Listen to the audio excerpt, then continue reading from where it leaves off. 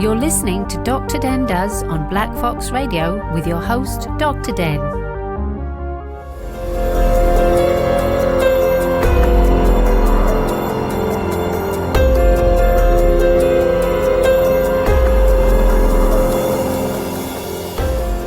Good morning and welcome to the Dr. Den Does podcast with me, Dr. Den.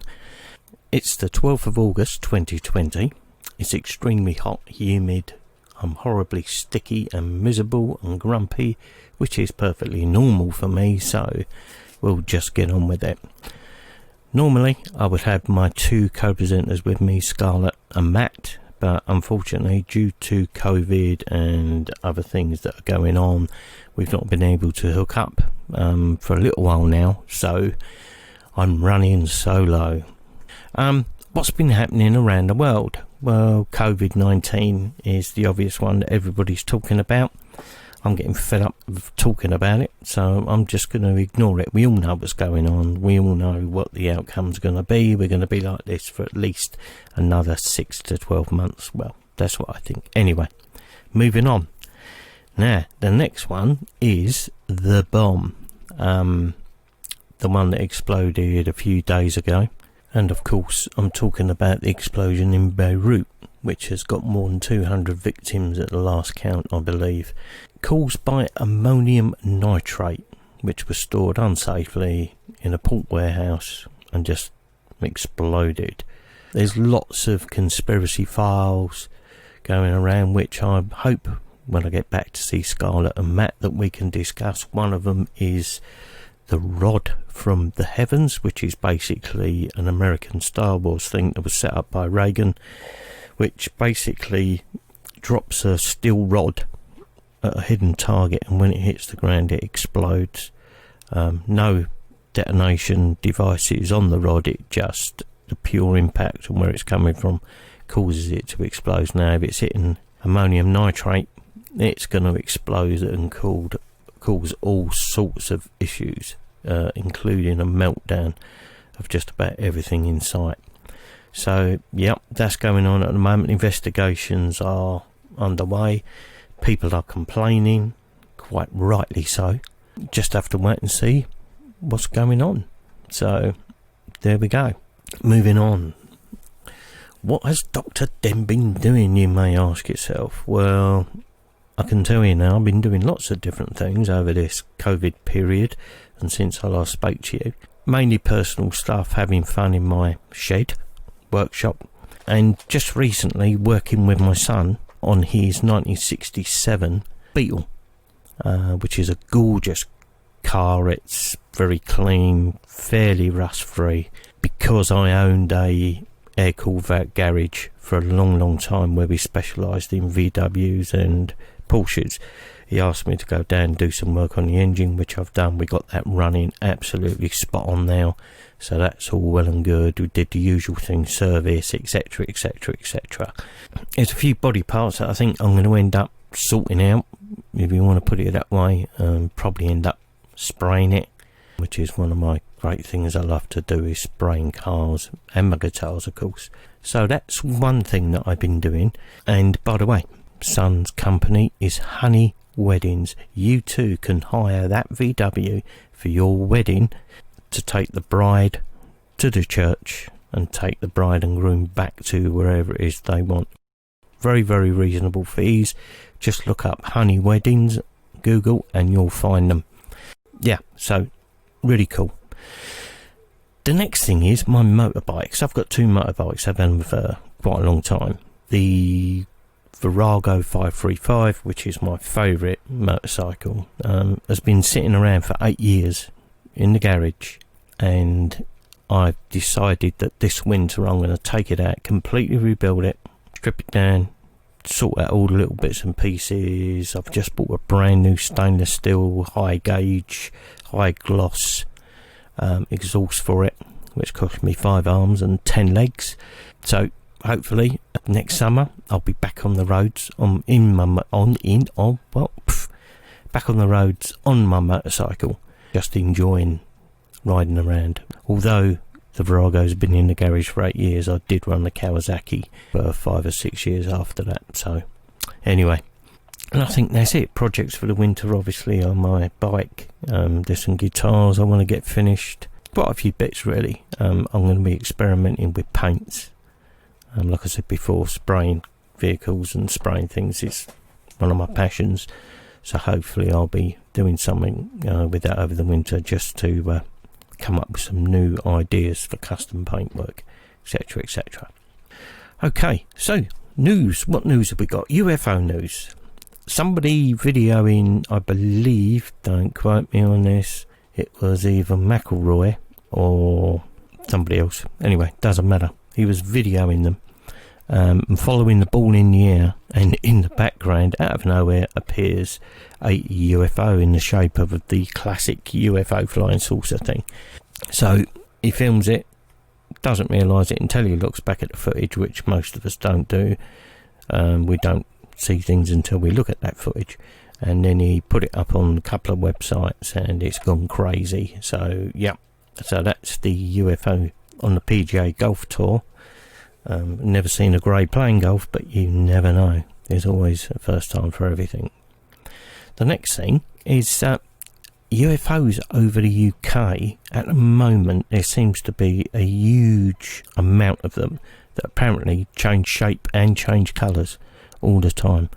So when they're flying around, they're changing colours, changing shape. I've got a sneaky feeling that they're looking at stars or planets. Difficult to prove, but the fact that there's been a huge amount of these things just recently, my guess is that everybody's seeing something, having seen one article or read somewhere about shape changing and colour changing UFOs. They're all jumping on the bandwagon saying, oh look, I've seen one, blah blah blah. Anyway, personally believe it when I see it. But the other interesting thing is a scientific report saying that there are 36 intelligent civilizations in our galaxy alone. Now, 36 civilizations in our galaxy is quite a scary thing. That means there's obviously 36 different races of aliens at least, if you believe that. Are they the ones in the colour changing UFOs? Yeah, don't know. Scientific reports, chances are 36 intelligent civilizations. I believe they found planets around stars in what they call the Goldilocks zone. So if there's anybody out there listening to me now from one of these planets, pop in, have a cup of tea and we'll have a chat and I'll get you on air. Anyway, the other thing I've been doing while I've been at home is trying to plough through all the DVDs I've got. I've got somewhere in excess now of nearly 4,000 DVDs. I've probably watched 2,000 of them, so I'm about 2,000 behind. But there's one that I keep going back to, and I think it's worth mentioning. And it's called The Fourth Kind. And the reason I'm mentioning this is obviously it's under UFO News. It's worth watching. It's a really, really good film. It's a docudrama. So it's a documentary based on fact. I'm not going to tell you much about it because I think you just got to watch it. It's a really good film. It's one of my favourite films of all time, but because it's in the UFO News, I thought I'd mention it, and I watched it a couple of times over the last 3 months, so it's worth looking at. Okay, moving on. Ghostly news. Not a lot's going on really. However, got a little article here you might find interesting. It says toddler claims spooky lady visits him in bed every night and makes specific requests. Okay, the child's grandmother is so concerned about the tales of the ghastly figure that she's even written to an advice column for some help on what to do next. The young boy claims he's been seeing a strange lady in his room each night, and she makes a rather bizarre request, she wrote. My 2.5-year-old grandson has been having recurring nightmare for the past week and a half. He wakes up very upset, saying there's a lady in his room. When asked if she talks to him and why he thinks she's there, he says that she has to get something from his room and she wants to put something on his foot. The agony aunt replies, stating that a week and a half isn't a tremendously long period of time for a recurring nightmare, so the family should see how it goes for a while. Additionally, the writer suggests trying all the common nightmare remedies, such as sleeping with a light on and using a weird lady spray that renders any weird ladies harmless. So, all I can say about that is that the kid's obviously just having a nightmare, a night terror, if you like. I know what they're like. My son suffered with them for a long time. So, yeah. Anyway, don't get a weird lady spray. It doesn't work. Tried it on wife number 2, but, didn't get rid of her. But there you go. Okay, so moving on. Ghosts definitely are real because the biggest science experiment in the world would have found him by now, according... sorry, I read that wrong. Okay, start again. Click. Ghosts definitely aren't real because the biggest scientific experiment in the world would have found them by now, according to Professor Brian Cox. People have wondered for perhaps how long as life itself, whether people's spirits can live on in the world once their body dies, but the TV professor says that they definitely don't, since CERN's Large Hadron Collider would have stumbled across one. The LHC is the largest particle accelerator ever built.